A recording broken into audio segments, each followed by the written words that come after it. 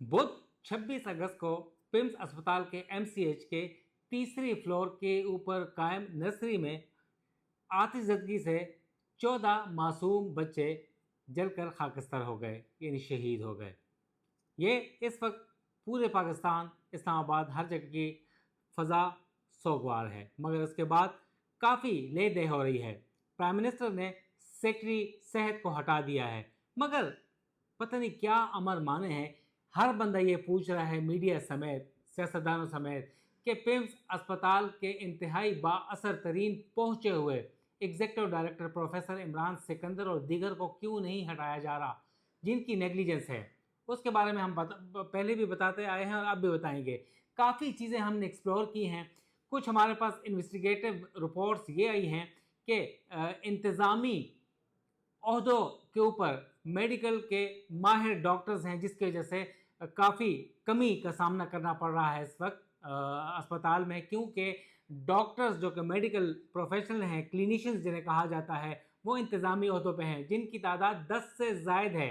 यानी director OPD, director emergency, director cardiology, director MCH, director children, deputy executive director और बहुत ब्ला ब्ला ब्ला, तमाम के ऊपर बड़े बड़े डॉक्टर्स बैठे हुए हैं जिनके पास एमपीएच की डिग्री नहीं। और ये सुप्रीम कोर्ट ऑफ पाकिस्तान के 2016 के फैसले की सरीहन खिलाफ वर्जी है कि एक बंदा इंतज़ामी ओहदे पर उस वक्त बैठेगा जब उसके पास मास्टर ऑफ पब्लिक हेल्थ यानी एमपीएच की डिग्री होगी, जो कि इनके पास नहीं है। और लिहाजा काफ़ी अरसे से ये अननोटिस चीज़ें जा रही हैं।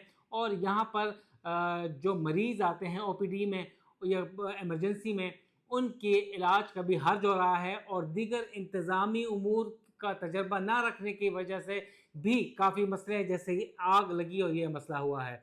ये एक इशू तो ये हो गया।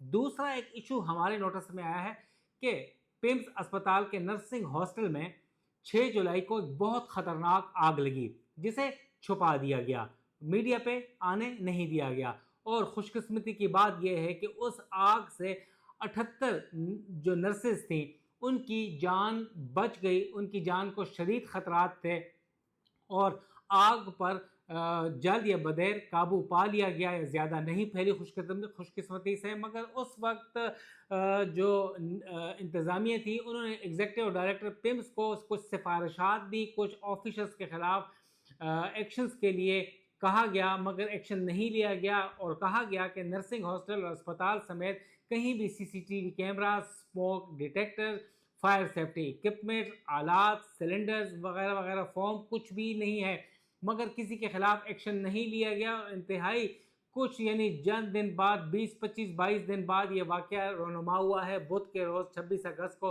और 14 जाने ले गया, मगर इसके बारे में कुछ नहीं किया जा रहा। हमारे ज़राए के मुताबिक आज सेक्रेटरी हेल्थ जो नए हैं वो आए हैं, उन्होंने इंटरव्यूज़ किए हैं, उन्होंने शिकायत के लिए ग्रीन एरिया में कैंप लगाया, मगर वहाँ पर कोई नहीं आया। सोमवारान समेत पिम्स इंतज़ामिया आज जागी है, मीडिया के ऊपर पाबंदी है, वहाँ पर जाने के लिए इंतज़ामी ब्लॉक कोई नहीं जा सकता। लिहाजा स्टाफ की ड्यूटियाँ लगा दी गई हैं, तमाम खिड़कियाँ चेक करें, दरवाजे चेक करें, लॉक तो नहीं है, कहाँ कहाँ स्मोक डिटेक्टर हैं, कहाँ कहाँ सीसीटीवी कैमराज हैं, कहाँ कहाँ फायर सेफ्टी के आलात हैं। कहीं कुछ होगा तो तब ना।